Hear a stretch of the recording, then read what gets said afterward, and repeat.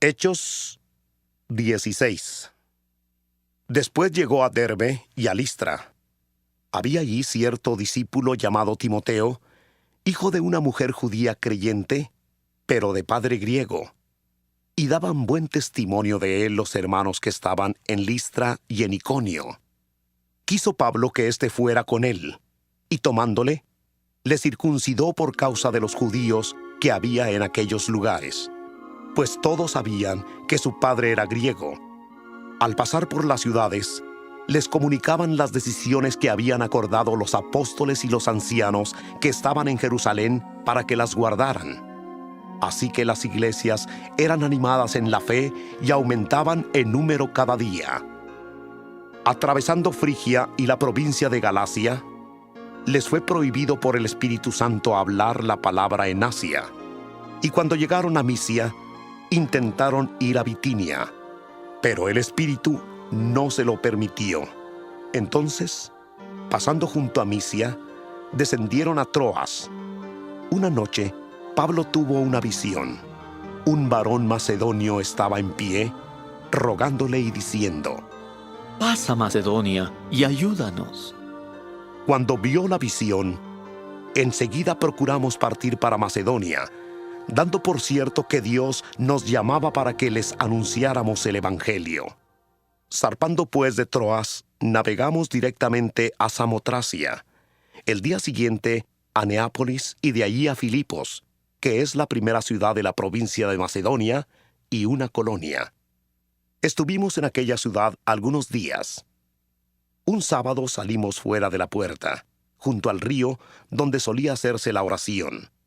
Nos sentamos y hablamos a las mujeres que se habían reunido. Entonces una mujer llamada Lidia, vendedora de púrpura de la ciudad de Tiatira, que adoraba a Dios, estaba oyendo. El Señor le abrió el corazón para que estuviera atenta a lo que Pablo decía.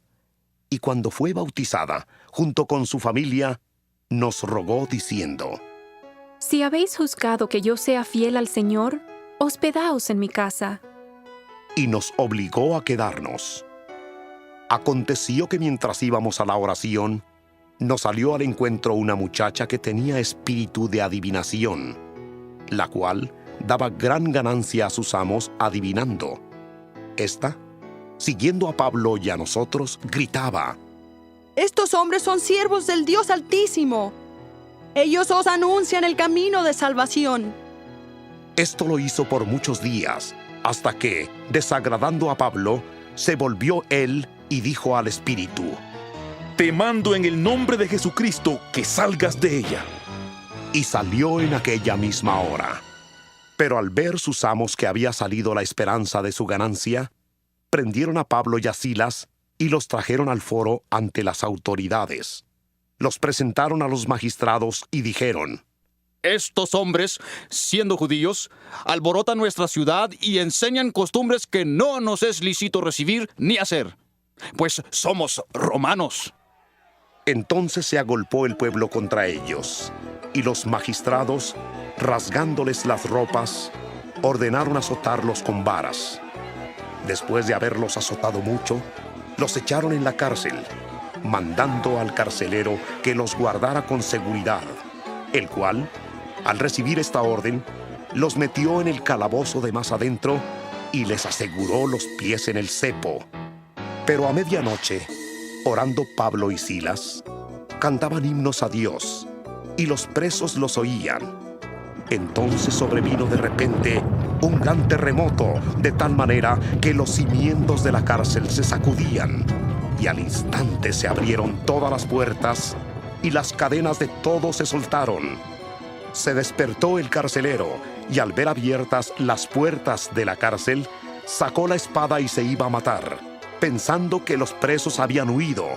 Pero Pablo le gritó: No te hagas ningún mal, pues todos estamos aquí. Él entonces pidió una luz, se precipitó adentro y, temblando, se postró a los pies de Pablo y de Silas. Los sacó y les dijo: Señores, ¿qué debo hacer para ser salvo? Ellos dijeron: Cree en el Señor Jesucristo y serás salvo tú y tu casa. Y le hablaron la palabra del Señor a él y a todos los que estaban en su casa. Él, tomándolos en aquella misma hora de la noche, les lavó las heridas, y enseguida se bautizó con todos los suyos. Luego los llevó a su casa, les puso la mesa, y se regocijó con toda su casa de haber creído a Dios.